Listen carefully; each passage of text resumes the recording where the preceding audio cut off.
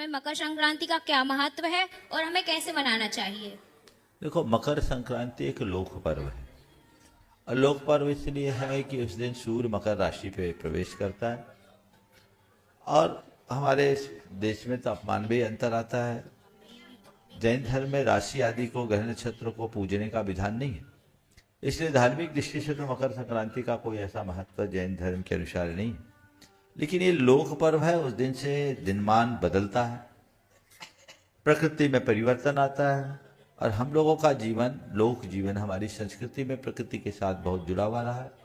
प्रकृति में घटने वाली हर अच्छी घटना को हमने एक उत्सव की तरह जिया है, भले हम उसे धार्मिक मान्यता से जोड़े या लौकिक मान्यता से जोड़े।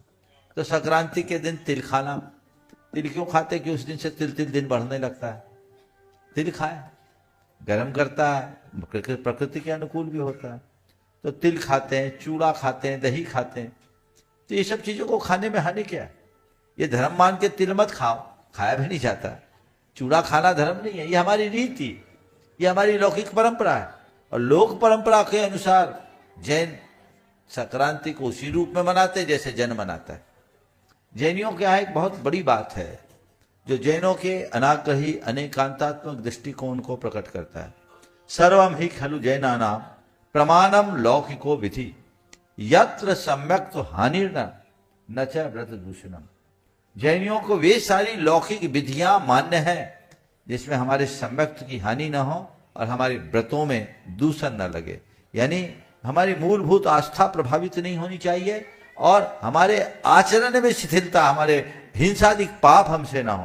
तो ऐसा कार्य करने में कोई हानि नहीं है। इसलिए मकर संक्रांति को लेकर के कई लोगों ने अपना ज्ञान लगाया कि उस दिन सूर्य बहुत नजदीक आ जाता है। चक्रवर्ती अपने विमान से, अपने महल से सूर्य में स्थित भगवान के बिंब के दर्शन करता है।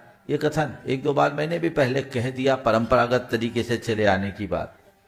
लेकिन यथार्थ मकर संक्रांति को सूर्य तो हमसे बहुत दूर रहता है।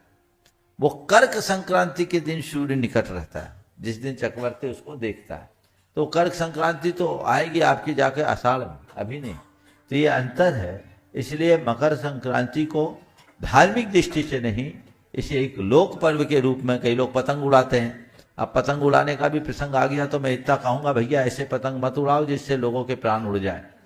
प्राणियों के प्राणों का संरक्षण करें। आपके ही सवाल के उत्तर में ये संदेश मैं पूरे देश को देना चाहता हूँ। आजकल चाइनीज मंजा बहुत आ गया है और चाइनीज मंजा से पक्षीगण हताहत होते हैं और पक्षीगण को तो जाने दीजिए, आदमियों के भी गर्दन में दिक्कत आई है। कई घटनाएं घटी, बहुत तीखा मंजा वो माजा होता है। तो उस पूरे के पूरे धागे को प्रयोग में लेना बंद करें। शायद कई जगह उसे प्रतिबंधित भी किया है, लेकिन फिर भी लोग उसका प्रयोग करते हैं। आप पतंग उड़ाइए, लेकिन ऐसे धागे से उड़ाइए जिससे प्राणियों के प्राण बचे, प्राण हरे नहीं। ये हमारा ध्यान रहना चाहिए। तो सभी को मैं कहूंगा कि इस बार की मकर संक्रांति में आपका उत्सव सबके जीवन का आधार बने, किसी के संहार का कारण न बने।